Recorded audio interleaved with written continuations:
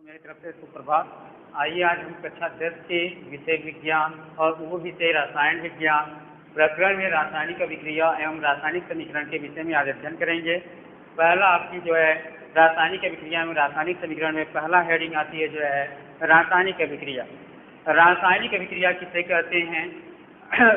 जब दो या दो से अधिक पदार्थों को आपस में मिलाते हैं, मिलाने के बाद जब कोई अलग नई पदार्थ मिलता है, जो पदार्थ मिलाते हैं उससे उसका गुण भिन्न होता है, तो इसे हम रासायनिक अभिक्रिया कहते हैं।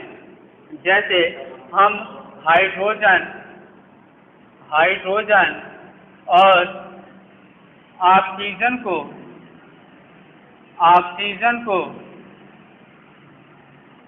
आपस में मिलाते हैं तो मुझे जल प्राप्त होता है। फिर जब देख रहे हैं यहाँ पर जब दो तत्वों को आपस में मिलाया गया, जब दो तत्वों को मिला रहे हैं तो कोई अन्य चीज प्राप्त हो रही है, अर्थात जब दो या दो से अधिक तत्वों का आपस में क्रिया कराया गया तो कोई अन्य तत्व प्राप्त हो रहा है या कोई अन्य यौगिक प्राप्त होगा, जिसे हम रासायनिक अभिक्रिया कहते हैं। रासायनिक अभिक्रिया के बाद आपका नेक्स्ट हेडिंग आता है रासायनिक समीकरण। रासायनिक अभिक्रिया को ही प्रतीकात्मक रूप में लिखना, अर्थात प्रतीकों के रूप में लिखना ही रासायनिक समीकरण कहलाता है। जैसे ऊपर हाइड्रोजन और ऑक्सीजन लिखे गए हैं, इनको प्रतीक के रूप में व्यक्त कर देना ही आपका रासायनिक समीकरण कहलाता है।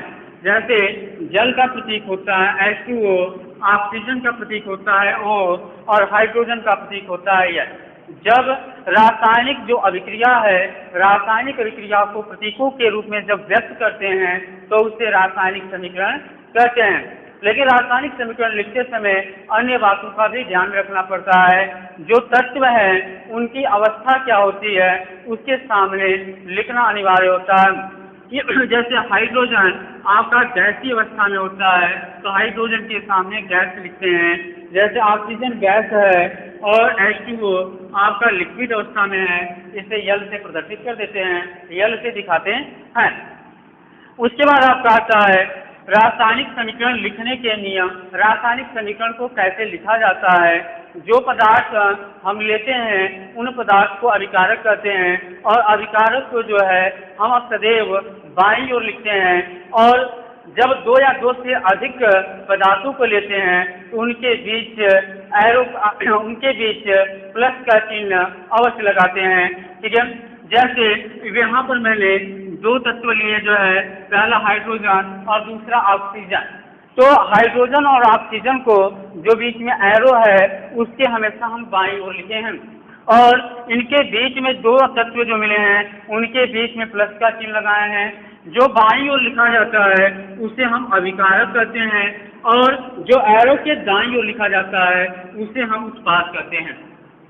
तो अभिकारक किसे कहते हैं? जो रासायनिक अभिक्रिया में जिन तत्वों को हम लेकर क्रिया कराते हैं उन्हीं तत्वों को अभिकारक कहते हैं, और जो बनता है उसे उत्पाद हम कहते हैं। उत्पाद को हमेशा एरो के दाहिनी तरफ लिखते हैं। फिर उसके बाद आपका आता है नेक्स्ट पॉइंट, रासायनिक समीकरण को संतुलित करना। रासायनिक समीकरण को संतुलित करना। रासायनिक समीकरण को संतुलित कैसे करते हैं, इसके लिए निम्न बातों पर ध्यान देना होता है। जो है जब कोई रासायनिक समीकरण को संतुलित करना होता है तो उसको संतुलित करने के लिए हमें अन्य बातों पर ध्यान देना पड़ेगा। जो है जैसे अब एक समीकरण मैंने ले लिया H2 और O2 ले लिया गया और इससे आपका बन रहा है H2O, तो देखेंगे कि यह समीकरण आपका संतुलित नहीं है। तो इसको संतुलित करने के लिए सर्वप्रथम यह देते हैं कि सर्वप्रथम जो आपका अभिकारक और उत्पाद दिया गया है उसको सर्वप्रथम पहले हम ब्रैकेट में लिखेंगे। जो है इसको पहले ब्रैकेट में लिखेंगे और फिर उसके बाद आपका एक साधन बनाकर देखेंगे कि कौन सा तत्व संतुलित नहीं है, अर्थात कौन सा तत्व बराबर नहीं है। जैसे अब इधर आपका जो है तत्व देखेंगे कौन कौन सा है। देखेंगे अभिकारक और आपके उत्पाद में जो तत्व है हाइड्रोजन और ऑक्सीजन है। फिर उसके बाद इनकी हम संख्याओं पर ध्यान देंगे कि अभिकारक में जो है अभिकारक में तत्वों की संख्या कितनी है, तत्वों की संख्या, और फिर उसके बाद देखेंगे उत्पाद में उन्हीं तत्वों की संख्या कितनी है।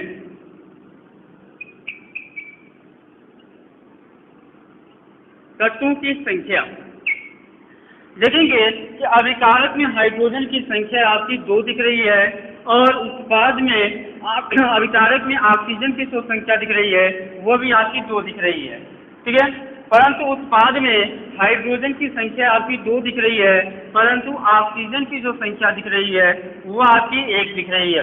तो देखने को मिल रहा है तो अभिकारक और उत्पाद में जब तत्वों की तुलना कराएं तो देखें कि ऑक्सीजन की जो संख्या है वो आपस में बराबर नहीं है। तो इसको बराबर करने के लिए क्या करेंगे कि जो बड़ी संख्या होती है तो देखेंगे अभिकारक में जो बड़ी संख्या है 2 है और उत्पाद में जो है ऑक्सीजन की संख्या 1 है। तो ऑक्सीजन में देखेंगे अभिकारक की संख्या बड़ी है और उत्पाद में जो है ऑक्सीजन की संख्या छोटी है, इसलिए छोटी संख्या में एक निश्चित संख्या का गुणा कर उसको बराबर करते हैं। जैसे अभिकारक में ऑक्सीजन 2 है और उत्पाद में ऑक्सीजन 1 है, तो इसमें एक ऐसी संख्या से गुणा करें कि यह 2 के बराबर हो जाए। तो देखेंगे 1 में 2 से गुणा करेंगे तो वो 2 प्राप्त होगा, इसलिए इसमें हम जो है 2 से गुणा करेंगे, अर्थात यह ऑक्सीजन आपका जो है 2 हो जाएगा। तो देखिए ऑक्सीजन में किसमें गुणा किया गया, तो उत्पाद के ऑक्सीजन में गुणा किया गया, इसलिए इसमें हम गुणा करेंगे। तो जब इसमें गुणा करेंगे तो हाइड्रोजन की संख्या में भी गुणा हो रहा है, तो हाइड्रोजन की संख्या में जब 2 से गुणा कर देंगे तो ये आपका प्राप्त हो जा रहा है 4। तो आप देख रहे हैं इधर जो है आपका अभिकारक में हाइड्रोजन की संख्या कम हो जा रही है और उत्पाद में हाइड्रोजन की संख्या अधिक हो जा रही है। इसलिए अब इन दोनों को बराबर करने के लिए अभिकारक के हाइड्रोजन में एक निश्चित संख्या से गुणा करें जो 4 के बराबर हो। तो इसमें जो है 2 में 2 से जब गुणा करेंगे तो ये आपका 4 हो जाएगा, अर्थात अभिकारक के हाइड्रोजन में हम 2 से गुणा करेंगे, ठीक है। जैसे अब इसके बाद नेक्स्ट एग्जाम्पल ले लिया जाए जो है जैसे आयरन का जब जल के साथ हम क्रिया कराते हैं तो ये बनाता है Sp3O4 प्लस आपका हाइड्रोजन गैस को क्या कर देता है, ये जो है मुक्त करता है, ठीक है। तो इस अभिक्रिया को आप लोग संतुलित करिएगा और यदि संतुलित न हो तो कमेंट बॉक्स में इसको कमेंट कर दीजिएगा और अगले पार्ट में हम आपको इसको पूरे विवरण के साथ बता देंगे। धन्यवाद।